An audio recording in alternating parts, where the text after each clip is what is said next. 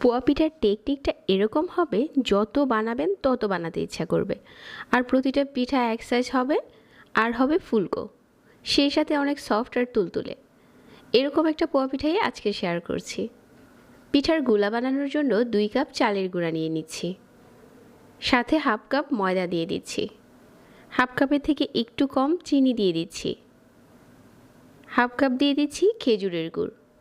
আপনি চাইলে শুধু গুড় দিয়ে বানাতে পারেন, আবার চাইলে শুধু চিনি দিয়েও বানাতে পারবেন। হাফ চা চামচ লবণ দিয়ে দিলাম। কুসুম গরম পানি দিয়ে দিচ্ছি প্রথমে হাফ কাপের মতো। তারপর হাত দিয়ে প্রথমে একটু মাখিয়ে নিচ্ছি ভালো করে। পিঠার গুলাটা যত আঠালো হবে, পিঠাগুলো বানালে তত ফুলকো হবে। এজন্য এভাবে হাফ কাপ পানি দিয়ে খুব ভালো করে এভাবে মেখে নিচ্ছি প্রথমে। তারপর আরও একটু পানি দিয়ে আরও কিছুটা পাতলা করে নিয়েছি। আর এখন একটা চামচ দিয়ে উঠিয়ে দেখাচ্ছি যে পিঠার ঘনত্বটা কীরকম হয়েছে। ঠিক কীরকম হয়েছে, তার মানে আমাদের প্রতিটা পিঠা ফুলকো হবে যদি আমরা এভাবে গোলা করি। আর সবগুলো পিঠা একই সাইজ করার জন্য এরকম বাটি নিয়েছি। যারা নতুন আছেন তাদের জন্য এটা দারুণ টেকনিক।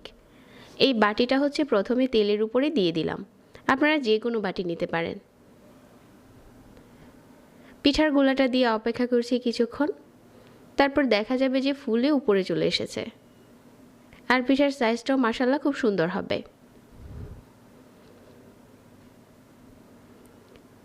কালার চেঞ্জ হয়ে গেলে উল্টে দিচ্ছি। আমি এই রেসিপিতে বেশ কয়েক বছর আগে এই পিঠাটা শেয়ার করেছিলাম, যেটা সবার কাছে অনেক ভালো লেগেছে। আর নতুনদের জন্য এই টেকনিকটা আরও একবার শেয়ার করছি। দারুণ একটা কালার চলে এসেছে। এখন পিঠাটা উঠিয়ে নিচ্ছি। সেমভাবে সবগুলো বানিয়ে নিচ্ছি। এইভাবে যদি আপনি পিঠা বানান, যত গুলাই থাকুক না কেন, পিঠা বানাতে শুধু ভালোই লাগবে। আমি এখানে অল্প পরিমাণের চালের গুঁড়া দিয়ে শেয়ার করেছি, তবে চাইলে সেম রেসিপিতে আপনারা এখানে 4 কাপের মতো চালের গুঁড়া দিয়েও পিঠাটা বানাতে পারেন।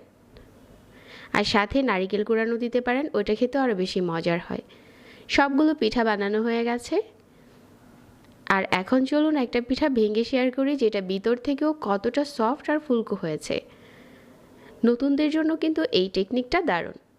পিঠাটা অনেক সফট হয়েছে, আর ভিতরটাও এরকম ফুলকো হয়েছে। এরকম সিম্পল রেসিপিতে আপনি নিজেই বানিয়ে ফেলতে পারেন পোয়া পিঠা। যাদের কাছে পিঠা বানানো ঝামেলার মনে হয়, আশা করছি আজকের রেসিপি দেখলে সহজ হয়ে যাবে। যারা এতক্ষণ সাথে ছিলেন সবাইকে ধন্যবাদ জানাচ্ছি। আর রেসিপি ভালো লাগলে নতুন রেসিপি পেতে পেজ ফলো করে রাখবেন। আজকে এখানেই বিদায় নিচ্ছি। আল্লাহ হাফেজ।